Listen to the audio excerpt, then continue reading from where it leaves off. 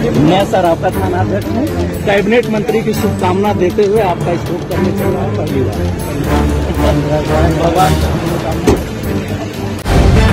The live TV, सच सबसे आगे।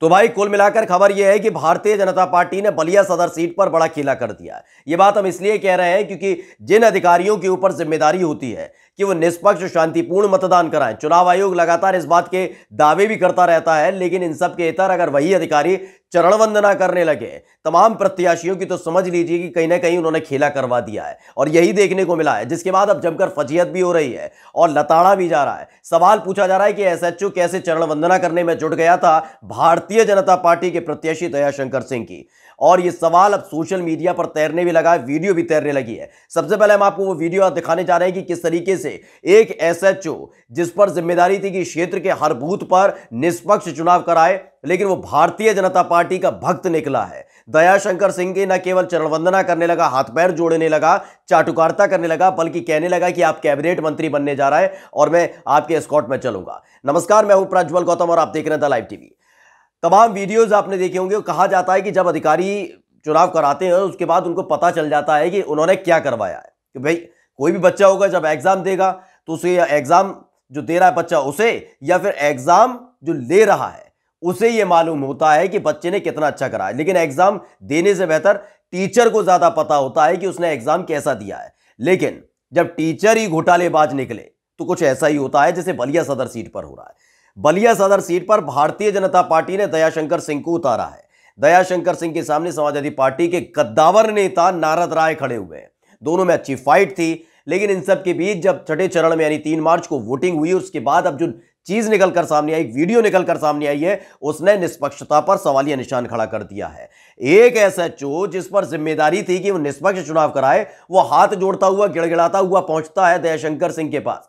पहले कहता है कि आप कैबिनेट मंत्री बनने जा रहे हैं और पहली बार मैं आपकी एस्कॉर्ट चलाने जा रहा हूं। यानी कि कैबिनेट मंत्री का मतलब समझ लीजिए कि आप चुनाव जीतने जा रहे हैं। यह बात एसएचओ के कैसे पता कि वो कैबिनेट मंत्री बनने जा रहे हैं, चुनाव जीतने जा रहे हैं? यानी कहीं ना कहीं धांधली कराई गई होगी। सबसे पहले वो वीडियो देखिएगा, जिसके बाद अब जमकर फजीहत हो रही है पुलिस प्रशासन, चुनाव आयोग के साथ साथ खुद भारतीय जनता पार्टी की। वीडियो देखिए।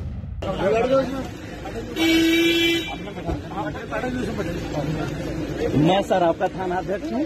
कैबिनेट मंत्री की शुभकामना देते हुए आपका स्टॉप करने चल रहा है पहली बार।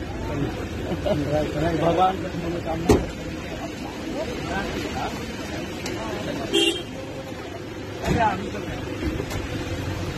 दरअसल इसको लेकर अब सवाल पूछा जाने लगा है। सबसे पहले आपको एक ट्वीट पढ़कर सुना देते हैं। उत्तर प्रदेश के एक बड़े पत्रकार हैं नरेंद्र प्रताप सिंह, उन्होंने बाकायदा लिखा है कि इस वीडियो को ट्वीट करते हुए कि सर मैं आपका थानाध्यक्ष हूं, आपका थानाध्यक्ष हूं। सुन लीजिए एक एक शब्द जो उसने बोले हैं, लिखे भी हैं इन्होंने। कैबिनेट मंत्री की शुभकामनाएं देते हुए आपको एस्कॉर्ट करने चल रहा हूं पहली बार। और ये करना इसलिए पड़ा क्योंकि भैया आने वाले दिनों में कैबिनेट मंत्री बने तो आशीर्वाद मिलता रहे। वैसे भी आपको बता दें दयाशंकर सिंह और एसएचओ का नाम क्या है? राजकुमार सिंह ठाकुरवाद, जिसका जिक्र लगातार विपक्ष करता रहता। खैर आगे इन्होंने लिखा है, बलिया में बीजेपी नेता और प्रत्याशी दयाशंकर सिंह के सामने बकरी बने, बिल्कुल बकरी की तरह मिनमिना रहे थे। एक थानाध्यक्ष के उद्गार, इलेक्शन कमीशन आप इनसे निष्पक्ष चुनाव की उम्मीद लगाए बैठे। बिल्कुल सवाल बिल्कुल वाजिब उठाया है नरेंद्र प्रताप सिंह, जो एक बड़े पत्रकार है उत्तर प्रदेश के। उन्होंने साफ तौर पर यह पूछा है, ये बकरी की तरह जो मिनमिना रहे थे इनके सामने, ये काम है इनका? इस समय आचार संहिता लगी हुई है, जिम्मेदारी है निष्पक्ष चुनाव कराने की। आपको कैसे पता कि ये कैबिनेट मंत्री बनने जा रहे हैं? यानी कहीं ना कहीं आपने खेला करवा दिया और उसी खेले के आधार पर आप शुभकामनाएं देने पहुंच गए।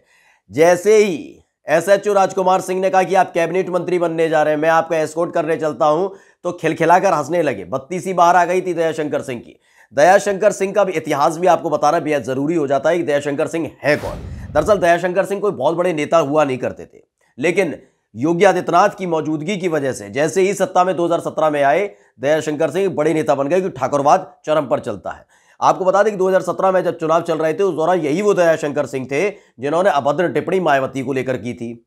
जब इन्होंने अभद्र टिप्पणी मायावती को लेकर की थी तो बसपा के कुछ नेताओं ने इनको लेकर टिप्पणियां कर दी थी, जिसके बाद भारतीय जनता पार्टी उस दौरान मुद्दा ढूंढ रही थी। आपको मालूम होगा 2017 में भारतीय जनता पार्टी के पास कोई मुद्दा नहीं था। 2017 में अगर देखें तो पश्चिम में उन्होंने पलायन का जिक्र किया, मुजफ्फरनगर दंगे का जिक्र किया, ये तमाम चीजों का जिक्र किया और हिंसा तक का चीजें निकल गए हैं, जिसमें भारतीय जनता पार्टी के कई नेताओं की संलिप्तता के आरोप भी लगे थे, जेल तक जा चुके थे। तमाम चीजें आपने देखी होंगी, जिन्हें बाद में विधायक भी बनवा दिया गया और सम्मानित भी किया जाने लगा था, जिस पर सवाल भी खड़े होते। खैर, वो पश्चिम की बात थी। अवध में क्या हो रहा था 2017 में? 2017 में दरअसल ये पूरा मसला निकलकर सामने आया था। दयाशंकर सिंह ने मायावती पर टिप्पणी की थी और तमाम जो बहुजन समाज पार्टी के नेता थे उन्होंने दयाशंकर सिंह पर टिप्पणी की थी और उनके परिवार को लेकर टिप्पणी कर दी थी, जिसको लेकर भाजपा ने मुद्दा बना लिया कि यही एक तरीका है जिससे चुनाव जीता जा सकता है। और उसके बाद महिला के सम्मान में भाजपा मैदान में के नारे के साथ स्वाति सिंह को आगे कर दिया था और स्वाति सिंह को उस समय चुनाव जीत गई थी सरोजनी नगर से और मंत्री भी बनी थी। वो बात अलग है कि मंत्री बन गई थी, विवादों से निकल लगातार नाता रहा, लेकिन ठाकुरवाद होने की वजह से कोई भी कार्रवाई इन पर नहीं की गई। अब जब 2022 के चुनाव आए तो दयाशंकर सिंह को एक बार टिकट दे दी और सरोजनी नगर से जो टिकट थी स्वाति सिंह की वो काट दी गई। लेकिन अब जो सवाल है या महत्वपूर्ण सवाल यह है कि दरअसल दयाशंकर सिंह को जितवाना बहुत ज्यादा जरूरी हो गया है भारतीय जनता पार्टी के साथ साथ योगी आदित्यनाथ के लिए, क्योंकि ये योगी आदित्यनाथ की पसंद है। योगी आदित्यनाथ की पसंद के लिए सोचिए सारे के सारे अधिकारी कैसे चटकारता दरबार के आगे नतमस्तक नजर आते हैं।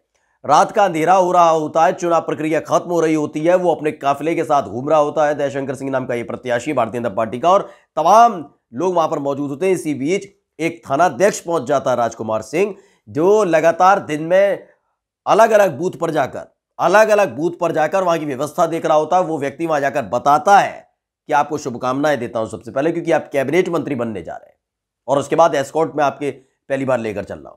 यह बताने के लिए काफी है कि किस तरह की पिक्चर बनाने की कोशिश पहले चरण से लेकर छठे चरण तक की गई। सातवें चरण में क्या होगा वो भी हम आपको बताएंगे जब चुनाव होगा, लेकिन उससे पहले हमने आपको दिखाया कि कैसे पहले चरण में ईवीएम प्राइवेट गाड़ी में रखकर ले जाई जा रही थी। उसके बाद चरण दर चरण किस तरीके से ईवीएम से छेड़खानी की जा रही थी। स्ट्रांग रूम जिसके अंदर ईवीएम रखी रहती है, वहां तक ये अधिकारी अंदर खेल करने की कोशिश कर रहे थे, लेकिन बवाल भी जगह जगह कटाता तो फजीयत भी जमकर हो रही थी। हाल ही में आपको हमने दिखाया कि कैसे बस्ती की अड़िया में, जो यहाँ छठे चरण में, जहां पे बस बलिया में चुनाव हुए, ऐसी बस्ती में भी चुनाव हुए, तो बस्ती की अड़िया में कैसे कूड़े की ढेर में वीवीपैट की जो पर्चियां होती हैं, जो वोटर भी नहीं ले जा सकता, वो वीवीपैट की पर्चियां बाहर पड़ी हुई थी। वहां पर भी डीएम और एसडीएम के पसीने छूट गए, जवाब दे नहीं पा रहे कि जवाब दें तो दें क्या, कि खेला तो हमने कर दिया है।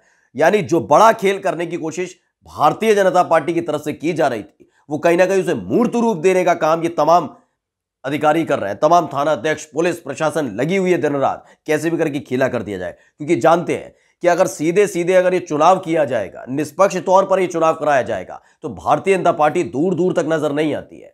पंजाब छोड़ दीजिए, पंजाब में तो मुसीबत है ही है, उत्तराखंड में कांग्रेस आ ही रही है, गोवा में भी कांग्रेस आ ही रही है। अब दिक्कत यहां पर है, सबसे ज्यादा दिक्कत इस बात की है उत्तर प्रदेश के अंदर, क्योंकि ये साख का सवाल भी है।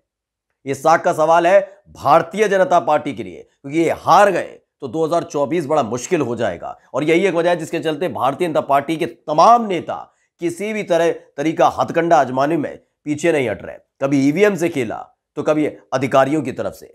इससे पहले भी हमने दिखाया था कि एक अधिकारी जिसकी पत्नी बाकायदा पोलिंग एजेंट थी, वो बाहर जाके महिलाओं को बरगला रहा था कि भाजपा को वोट देना चाहिए। तमाम तस्वीरें द लाइव टीवी आपको लगातार हर एक खबर दिखा रहा है कि कैसे अधिकारियों का, ईवीएम का, मशीनरी का, तमाम चीजों का दुरुपयोग किया जा रहा है, कैसे भी करके चुनाव जीतने के लिए। लेकिन जब ये कोशिश की जाती है और वो फेल होती है, तो फजीयत भी बड़ी होती है और लताड़ अलग से लगती है। नमस्कार। द लाइव टीवी, सच सबसे आगे।